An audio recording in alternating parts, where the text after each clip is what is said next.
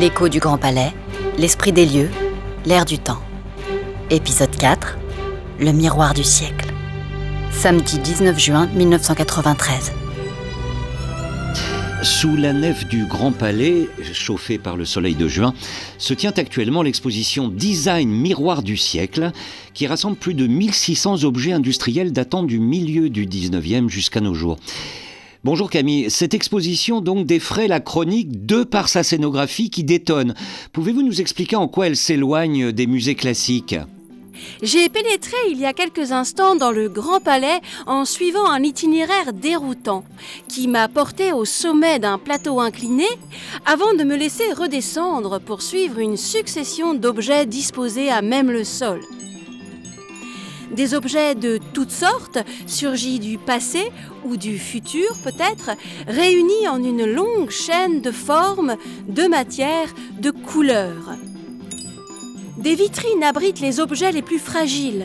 Elles reflètent l'image de la nef qui, de par son âge, se fait elle aussi miroir du siècle, illustre carcasse d'acier et de verre qui veille paisiblement sur ces 1600 créatures aux formes et fonctions parfois énigmatiques. Félix, le Grand Palais n'a pas semblé apprécier d'être qualifié d'illustre carcasse, on dirait. Racontez-nous Camille, que se passe-t-il ? Il s'est passé qu'un rivet, c'est un rivet qui vient à l'instant de s'échapper d'une des poutres de la nef, Félix. Mais bon, rassurez-vous, il m'a manqué. Je crois qu'il visait ma voisine, une tabatière créée par Jean-Paul Gaultier. Rien que ça. Alors, nous allons, dans ce cas, et vous le comprendrez bien, devoir interrompre le direct. Ce sont les aléas du direct. Le temps de voir ce que ce léger incident annonce. Nous nous retrouvons au plus vite, Camille. Novembre 1993. Suite à l'épisode du rivet qui a obligé l'expo Design Miroir du siècle à fermer en juin dernier, un immense filet de protection a été installé sous la nef et un bilan de santé du bâtiment a été décidé par le gouvernement. Le Grand Palais n'échappe pas à l'emprise du temps et il s'affaisse légèrement. Des travaux d'intense rénovation vont donc être initiés. La nef se verra fermée au public pendant cette période, mais le cœur du Grand Palais continuera de battre, comme il l'a toujours fait depuis 93 années, puisque, si vous vous en souvenez bien, les Galeries nationales et le Palais de la Découverte continuent leurs activités. Janvier 1997. Énorme succès pour l'exposition Picasso et le portrait aux Galeries nationales, 433 904 visiteurs. 2500 mètres cubes d'assises en béton vont être coulés pour renforcer les fondations du Grand Palais. 16 décembre 1999. Venez trembler au Palais de la Découverte avec l'exposition Crépuscule des dinosaures, plus vrai que nature.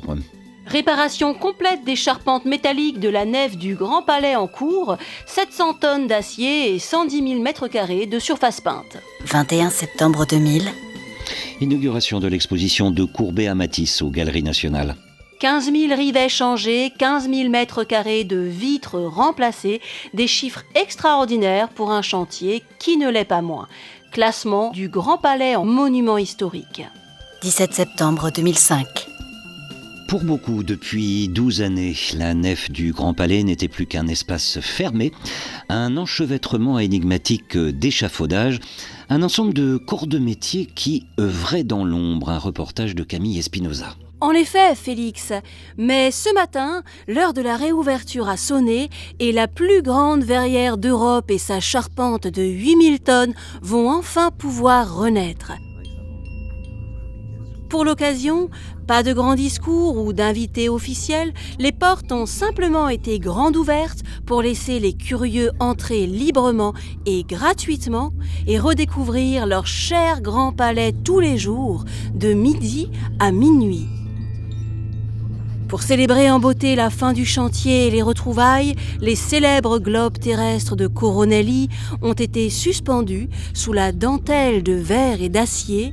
Un jeu de miroirs renvoie leur image et démultiplie les flots de lumière qui traversent la nef. Et si l'on s'attarde trop longtemps sur ces reflets, on a vraiment la sensation de tomber à l'envers vers les nuages. L'écho du Grand Palais. une série sonore immersive réalisée à partir d'archives. Une production RMN Grand Palais. Production exécutive narrative en partenariat avec RFI Labo.